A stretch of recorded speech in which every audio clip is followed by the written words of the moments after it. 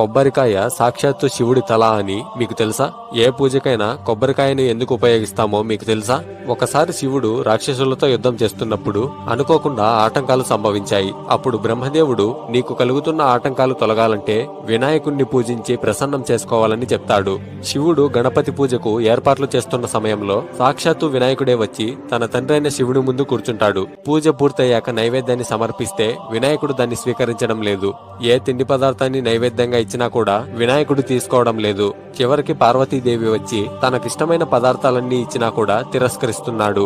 అప్పుడు శివుడు ఏమీ తోచక నీకేం కావాలో చెప్పు నాయనా అని అడిగితే గణపతి నీ తలపండు సమర్పించు అని శివుణ్ణి అడిగాడు.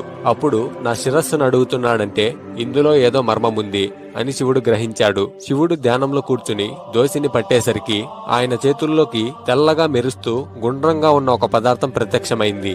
పరమేశ్వరుడుకున్నట్టు ఆ పదార్థంపై 3 కళ్ళు ఏర్పడ్డాయి. లక్ష్మీ నారాయణుల శక్తి కూడా అందులో నిక్షిప్తమైంది. శివుడి తలపై ఉన్న గంగమ్మ జలరూపంలో అందులోకి ప్రవేశించింది. పార్వతీదేవి తెల్లటి తినే పదార్థంలాగా అందులోకి ప్రవేశించింది. అప్పుడు ఆ పవిత్రమైన పదార్థాన్ని గణపతి స్వీకరించాడు. అలా అప్పటి నుండి ఇప్పటి వరకు కొబ్బరికాయ లేకుండా ఏ పూజ చేయరు. అందరూ ఓం నమః శివాయ అని కామెంట్ చేసి ఛానల్ కి సబ్స్క్రైబ్ చేసుకోండి.